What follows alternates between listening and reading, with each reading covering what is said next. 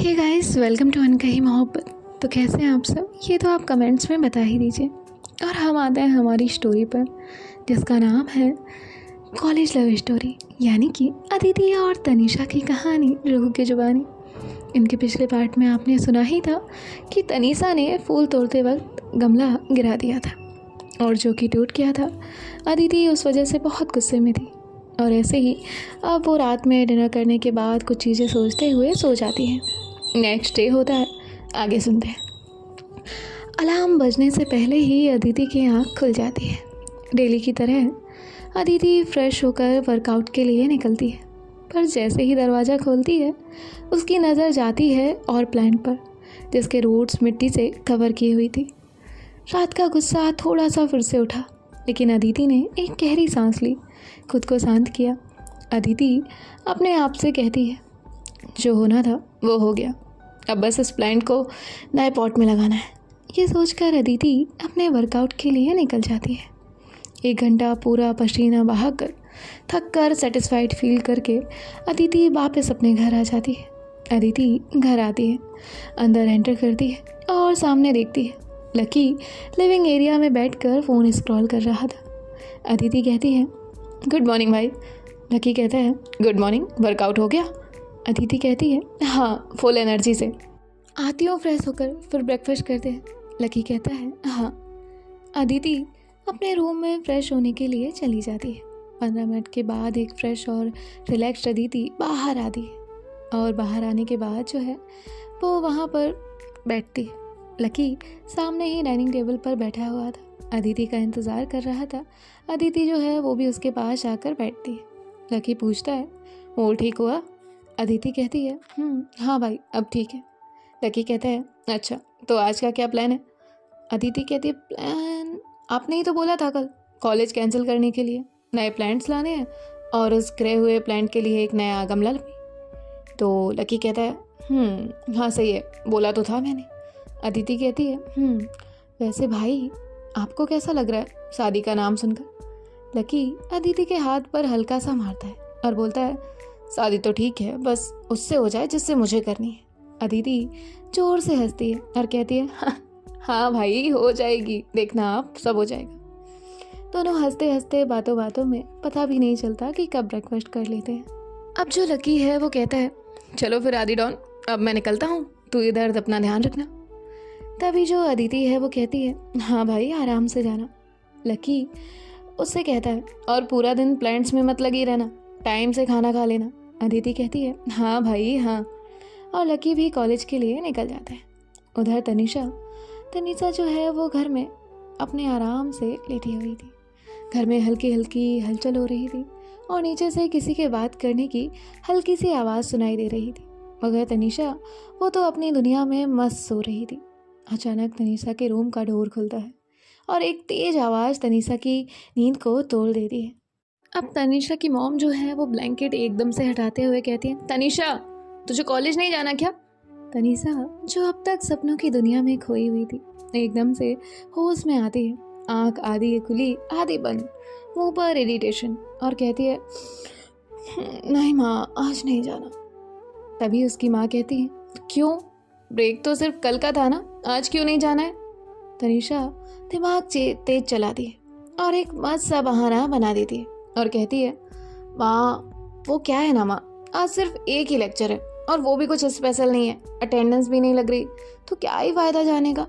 तो उसकी माँ कहती है, अच्छा ठीक है, पर उठ तो जा, कितना सोती है तू?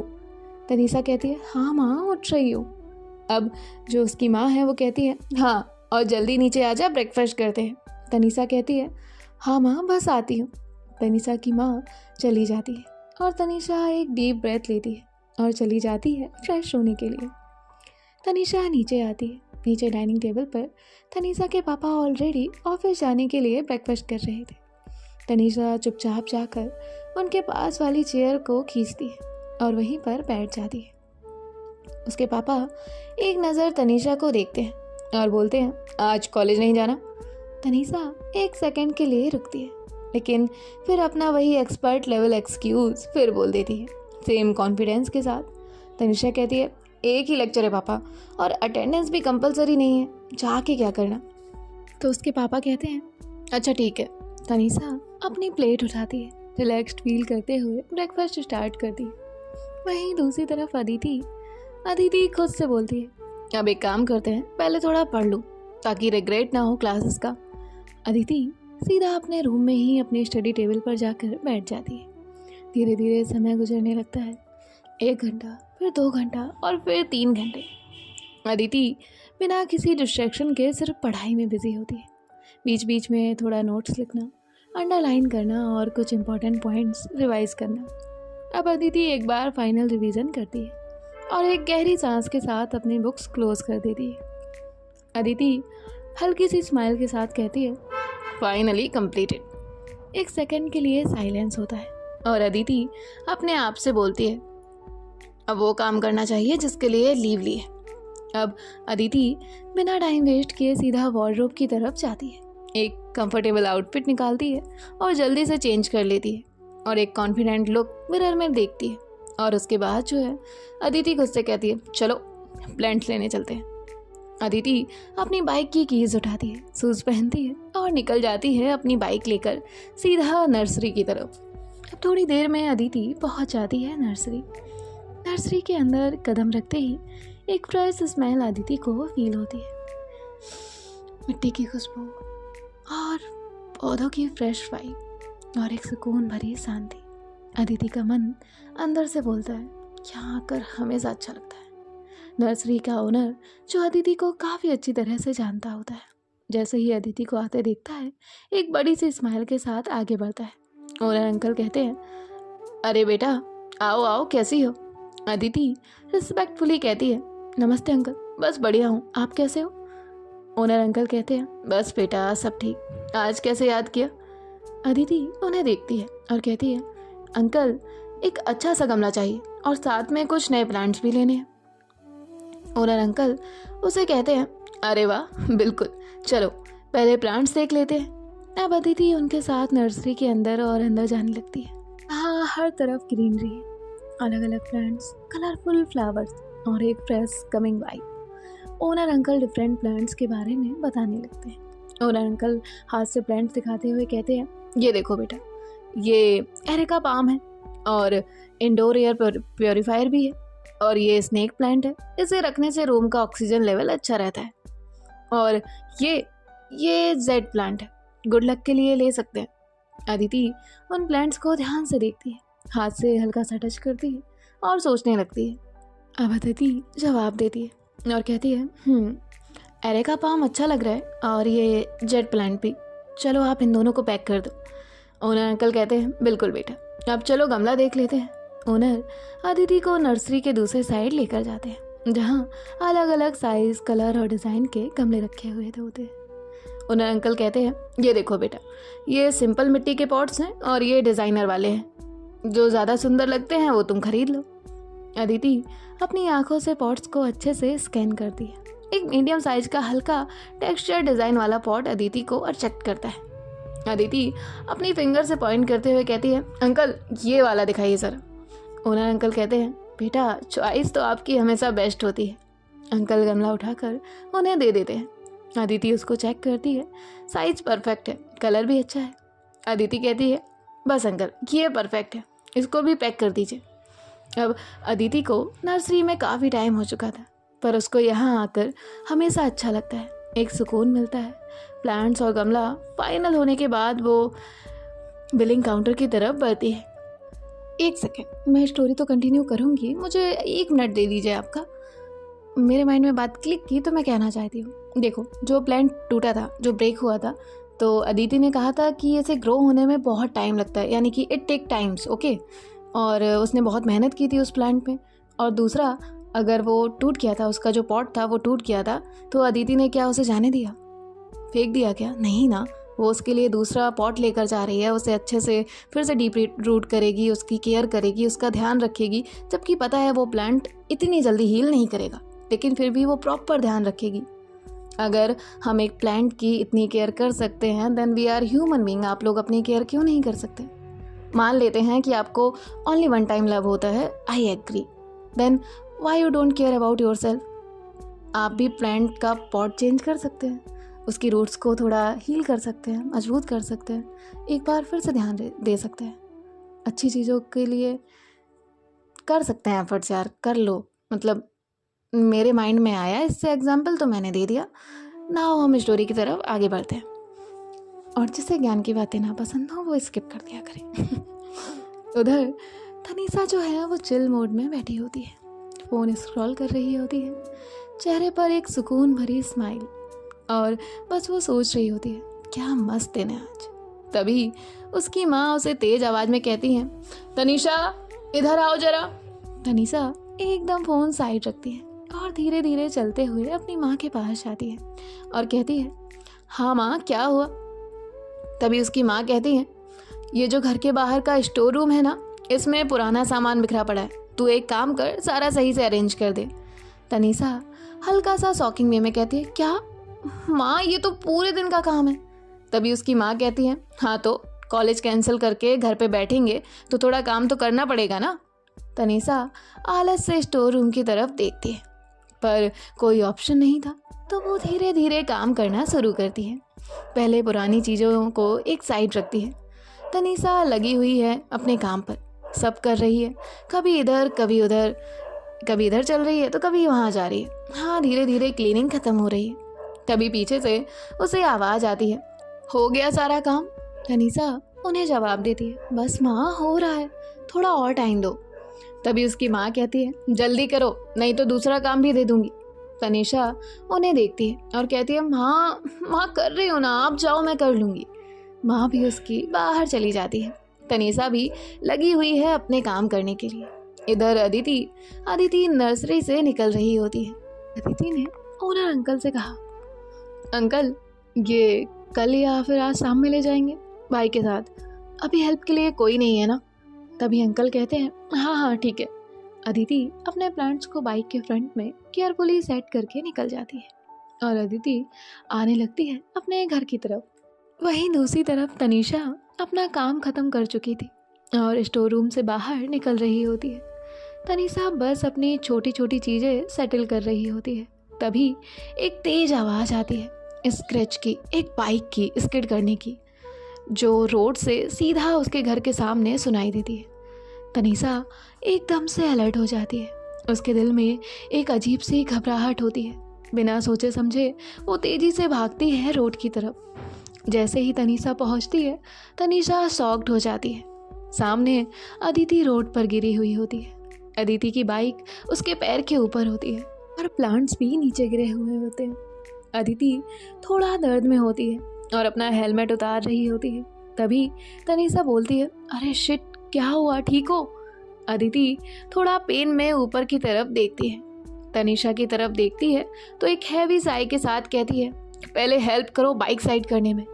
तनीषा तुरंत अदिति के पास जाती है और बाइक को उठाने की कोशिश करती है, पर बाइक हैवी होती है। तनीषा थोड़ी नर्वस हो जाती है क्योंकि तनीषा से बाइक हैंडल ही नहीं हो रही होती है, मतलब तनीषा से बाइक उठ ही नहीं रही होती है। अदिति का दर्द बढ़ रहा था। उसके हाथ पर जो स्क्रैच हुआ था, हल्का सा ब्लड आने लगता है, पर फिर भी अदिति हिम्मत करके बाइक को खुद ही उठाती है। जैसे ही अदिति ने पैर उठाया, एक जोर से दर्द उसे होता है। अदिति उसको फील करती है, पर फिर भी वो खुद को बहुत कंट्रोल करती है। अदिति ने बाइक को रोड के एक साइड स्टैंड पर खड़ा किया और घुटनों पर हाथ रखकर थोड़ा सांस लेने लगी। तनीषा ये सब देखते ही एकदम अंदर भागी। कुछ ही सेकंड्स में तनीषा एक टॉवल और पानी लेकर वापस आई। पीछे से जल्दी जल्दी तनीषा की माँ भी वहाँ आ रही थी। उसकी माँ टेंशन भरी आवाज़ में बोली, बेटा क्या हुआ, अंदर चलो। तनीषा ने बिना कुछ बोले अदिति को पानी का ग्लास दिया। अदिति कहती है, नहीं चाहिए। तनीषा ने बिना कुछ बोले अदिति के हाथ में टॉवल दिया और बोली, इसे प्रेस करके रखो अपने पैर पर, वरना और ब्लड निकलेगा। अदिति ने टॉवल अपने पैर पर रखा, लेकिन जैसे ही टॉवल चोट से टच हुआ, दर्द एकदम से अदिति को बहुत ज़्यादा हुआ। अदिति की आंखें बंद हो गई। तभी तनीषा अपनी स्कूटी लेकर एकदम से अदिति के पास आकर रुकी और बहुत ही अथॉरिटी वाले टोन में बोला, बैठो। अदिति ने तनीषा के एक्सप्रेशन देखे, एकदम सीरियस। तनीषा की माँ भी अदिति की हेल्प करने लगी स्कूटी पर बैठने के लिए। अदिति कुछ सेकंड्स तक तनीषा को देखती है और फिर हेल्प के साथ स्कूटी पर बैठ गई। जैसे ही स्कूटी चलने लगी तनीषा ने बोला, मुझे पकड़ लेना, गिरना मत। अदिति को दर्द हो रहा था पर थोड़ा हेजिटेशन भी थी, पर उसने तनीषा के कंधे को एक हाथ से पकड़ लिया। अदिति ने चलते हुए बोला दर्द भरी आवाज़ में, आंटी इन प्लांट्स को उठा लेना। तनीषा स्कूटी चलाते चलाते थोड़ा ज़ोर से बोलती है, ओ उनको बाद में देख लेना, पहले अपने आप को देखो कितनी लगी है। तनीषा ने हल्का सा गुस्सा दिखाते हुए बोला, देखकर बाइक चलानी नहीं आती क्या? अदिति चुप होती है, उसने कुछ नहीं बोला। अदिति के फेशियल एक्सप्रेशंस साफ दिख रहे होते हैं। तनीषा ने एक सेकंड के लिए स्कूटी के साइड मिरर में देखा। अदिति के एक्सप्रेशन देखी और समझ गई कि पेन ज़्यादा है। तनीषा ने स्कूटी थोड़ी और तेज की। थोड़ी देर में तनीषा हॉस्पिटल के गेट के सामने स्कूटी तेज ब्रेक के साथ रोकती है और बिना कुछ सोचे जल्दी से चिल्लाती है, हेल्प हेल्प। एक वार्ड बॉय तुरंत भागता हुआ आता है। अदिति को देखता है जो अब भी अपनी चोट पकड़े हुए मुश्किल से बैठी थी। वार्ड बॉय कहता है, आप टेंशन मत लो, बोलकर अदिति को सपोर्ट कर रहा होता है और धीरे से उठकर इमरजेंसी रूम की तरफ ले जाता है। अब यहाँ तनीषा जो है वो स्कूटी से जल्दी उतरती है, एक साइड पार्क करती है और बिना टाइम वेस्ट किए इमरजेंसी रूम की तरफ भागती है। जब तक तनीषा अंदर पहुँचती है तब तक डॉक्टर अदिति की चोटों को एग्जामिन कर रहे होते हैं। डॉक्टर ने एक हल्की सी साय लेते हुए बोला, डोंट वरी, ज़्यादा सीरियस तो नहीं है पर चोट काफ़ी है और दर्द भी काफ़ी हो रहा होगा। अदिति के फेस से साफ दिख रहा था कि पेन काफ़ी ज़्यादा है पर वो कुछ नहीं बोल रही थी। डॉक्टर ग्लव्स वेयर करते हैं और नर्स को बोलते हैं अरेंजमेंट करने के लिए। नर्स सब कुछ जो होता है क्लीनिंग के लिए, कॉटन स्वैप्स, ग्लव्स, सब कुछ एक कंप्लीट ड्रेसिंग ट्रे लेकर आती है और डॉक्टर क्लीनिंग प्रोसेस स्टार्ट करते हैं। जैसे ही चोटों पर एंटीसेप्टिक लगता है अदिति थोड़ा सा झटकती है, इरिटेशन फील होता है उसे। अदिति हाथ टाइट बंद कर लेती है और आंखें भी टाइटली बंद कर लेती है। तनीषा चुपचाप एक कोने में खड़ी थी, अदिति के एक्सप्रेशंस को देख रही थी। जैसे ही डॉक्टर अदिति के एंकल वाले घाव को क्लीन करने लगते हैं अदिति का फेस ऑटोमेटिकली दूसरी तरफ मूव हो जाता है। डॉक्टर अब अदिति के पैर की ड्रेसिंग बैंडेज कर रहे होते हैं, पर जब दवाई लगती है तो एक नेक्स्ट लेवल का तीखा दर्द अदिति के फेस पर क्लियरली दिख रहा था। तनीषा से रहा नहीं गया, उसने धीरे से अदिति के पास आकर उसके शोल्डर पर हाथ रखा जिसमें एक साइलेंट कंफर्ट था। जैसे ही तनीषा ने हाथ अदिति के शोल्डर पर रखा अदिति ने थोड़ा सा सर झुका लिया पर कुछ कहा नहीं। डॉक्टर बैंडेज कंप्लीट करते हैं और एक इंजेक्शन निकालते हैं। डॉक्टर कहते हैं, ये इंजेक्शन है दर्द कम करने के लिए, और बिना देर किए अदिति के हाथ में इंजेक्शन लगा देते हैं। फिर डॉक्टर तनीषा की तरफ देखते हुए बोलते हैं, अभी इन्हें कहीं मत ले जाना, रेस्ट करने दो, इंजेक्शन का असर होने दो। तनीषा डॉक्टर के साथ बाहर की तरफ जाती है और तनीषा डॉक्टर से कहती है, डॉक्टर पेन ज़्यादा तो नहीं है? तभी डॉक्टर कहते हैं, पेन काफ़ी है पर वो स्ट्रांग है, इतना दर्द होने के बाद भी एक आंसू नहीं निकला, मतलब बहुत स्ट्रांग है। तनीषा कहती है डॉक्टर एक फाइनल इंस्ट्रक्शन मतलब तनीषा को अच्छे से समझाकर चले जाते हैं। अदिति बेड पर बैठी हुई थी, सर नीचे किए हुए, दिमाग में सिर्फ एक ही बात चल रही थी, घर पर पता चल गया तो माँ पापा बिना बात के परेशान हो जाएंगे। तभी तनीषा धीरे से अदिति के पास आई। तनीषा ने बोला, ओ हेलो। अदिति ने थोड़ा सा ऊपर देखा। तनीषा ने सीरियस टोन में पूछा, क्या हो रहा था, मतलब ध्यान कहाँ था बाइक चलाते वक्त? अदिति बोलने वाली थी पर एकदम से एक दर्द का तेज सा सेंसेशन फील हुआ। अदिति बोली, वो बस। अदिति ने हल्का सा स्माइल किया लेकिन दर्द अभी भी साफ दिख रहा था। तनीषा थोड़ा सा झुकती है और बोलती है, अभी दर्द कम हो रहा है? अदिति धीरे से सर हिलाती है, हाँ थोड़ा। तनीषा कहती है, आराम करो अभी। पर तनीषा के चेहरे पर अब भी एक कन्फ्यूज़न था। तनीषा फिर से बोलती है, पर सीरियसली बताओ ध्यान कहाँ था, मतलब कैसे हो गया ये सब? अदिति थोड़ा हेजिटेशन के साथ बोलती है, वो जब तुम्हारे घर के सामने से निकल रहे थे ना, एक रिक्शा वाला सामने से आ गया, उसने बिना देखे टर्न ले लिया और मैंने एकदम से ब्रेक्स लगाई। तनीषा ध्यान से सुन रही थी। अदिति कहती है, ब्रेक्स तो लग गए थे पर जो प्लांट्स बाइक के फ्रंट में रखे थे वो एक तरफ गिर गए। मैंने सोचा साइड में रोक के प्लांट्स उठा लूँ, पर तब तक एक और बाइक भी पास आ गई उसे बचाने के चक्कर में मेरा बैलेंस लूज हो गया और मैं सीधा नीचे। तनीषा हल्का सा शॉक्ड, ओह मतलब इतना सब 1 सेकंड में हो गया। अदिति हल्का सा हाँ में सर हिलाती है और कहती है हाँ बस 1 सेकंड की बात थी। सो गाइस देखते हैं कि नेक्स्ट पार्ट में क्या होता है। बाय बाय, टेक केयर, ख्याल रखिएगा। चलो कम से कम इतने पार्ट के बाद पहली बार तो कहीं हमें तनीषा सीरियस दिखी। देखते हैं आगे क्या होता है। Bye bye.